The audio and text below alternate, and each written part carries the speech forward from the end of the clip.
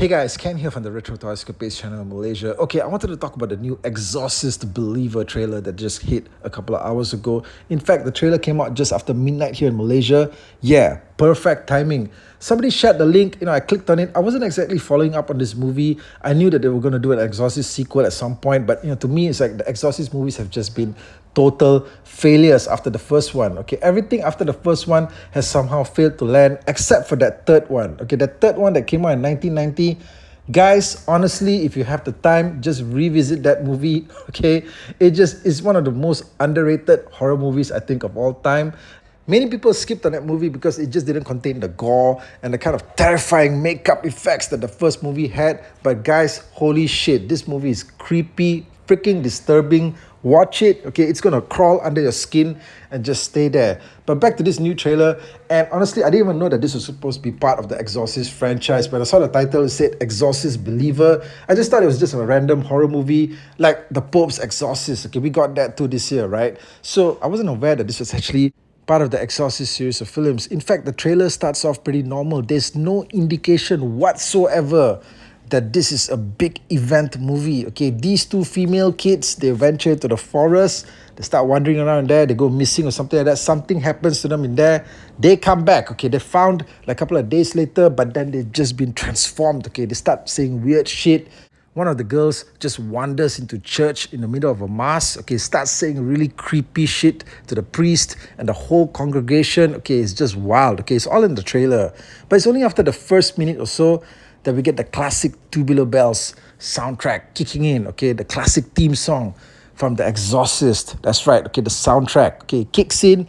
And then we're also introduced to a 90-year-old Ellen Burstyn. Okay, the mom, the original mom from the first movie. I was like, holy shit. Okay, they brought her back. Okay, they managed to bring back this 90-year-old woman. I actually had to look up her age because I was like, look, she was like a full grown-ass woman in the Exorcist movie 50 years ago.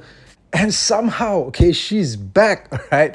And I thought that Harrison Ford was like the oldest actor this year to make a comeback in a major sequel, okay? But looks like, Ellen Burstyn has got him beat, okay? So look, anyway, it's great to see the classic faces back. Nobody knows for sure at this point if Linda Blair herself, okay, will be in the movie. But yeah, I mean, obviously, this Ellen Burstyn character is supposed to be the key exorcist type figure, the person that the parents of these possessed kids call upon to help them. And I think that there's a lot here, okay, that fans are going to enjoy. I don't have much confidence in the director of this movie, though, David Gordon Green. I mean, this guy brought back the Halloween franchise. The first one they brought back was actually pretty good, okay? It had all the nostalgic cues, the touches, the music, the actors as well. He brought back Jamie Lee Curtis as well. The first one was okay, but then he followed that one up with two more sequels that were just absolute garbage. Okay, he just pushed the whole Halloween concept to the point that nobody wants to revisit that world again. Okay, he just gave us too much. All right, we didn't need three movies. Okay, it seems like the same thing's going to be happening with The Exorcist as well. This thing is planned to be a trilogy, and I just got to ask myself, okay, honestly, and you guys as well, do we need that much? Right? I think that the first movie is probably going to be pretty good, and the last two ones may be a hellish experience to sit through. Okay. Now, the movie does offer something a little bit more unique this time around in that there are two possessed persons instead of just one. Okay, so that takes up the focus of the whole story. And I do hope that somehow this franchise does survive. We've seen a lot of franchises just get burnt, okay, this year alone. Indiana Jones as well. So I do hope that the same fate doesn't fall on The Exorcist, just simply because of the fact that it's a work of historical cinematic achievement, that original movie. Okay, that's what it was. Okay, it was such an iconic film. And I wanted to talk about the time when I first watched it. Okay, the first time that I first watched The Exorcist movie, obviously I wasn't born when it first came out. Okay, but I first watched it on national TV here in Malaysia sometime in the early 90s. Okay, so I was like about 14 years old, I think. And the thing actually played on national TV. I still remember it. Okay, I still remember it because because of how it was presented. And I still remember that it was a Friday night. They set this thing up pretty late, like after 10 p.m. There was no school the following day. I knew that it was coming up because, the newspaper had it listed. And back in those days, we didn't have stuff like the internet, obviously, okay?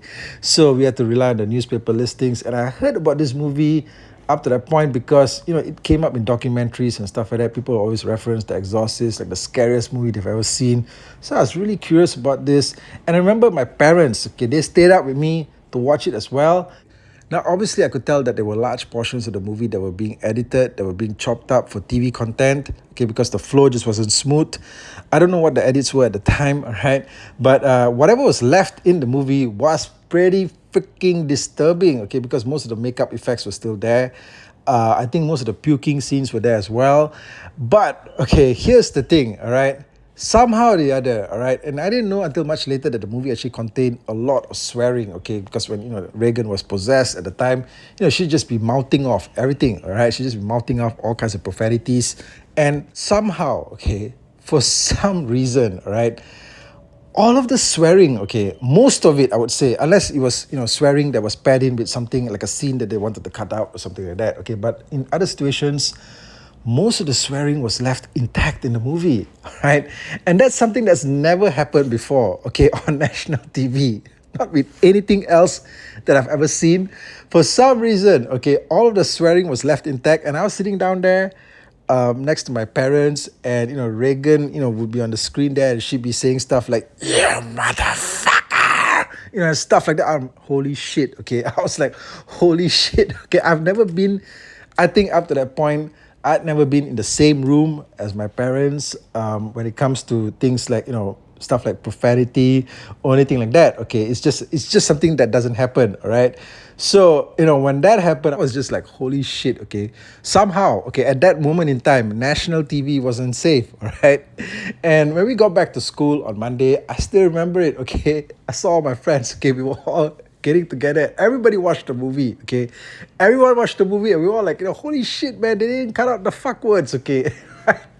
It was one of those things that I think never happened again, all right? Because I don't recall The Exorcist, the first one, actually ever being screened back again on Malaysian TV after that point, all right? So it was like a once in a lifetime kind of event. Okay, so even today, if I were to talk about it to somebody who's based here locally in Malaysia, if I were to say that, yeah, I remember watching The Exorcist when I was growing up, it was on TV and stuff like that, they would just go like, yeah, man, I remember that exact same screening because it was just that one time that it happened. Okay. So guys, anyway, the new Exorcist Believer trailer, what did you think of it? Let me know below in the comments, and I'll catch you guys again real soon with more content. Thank you.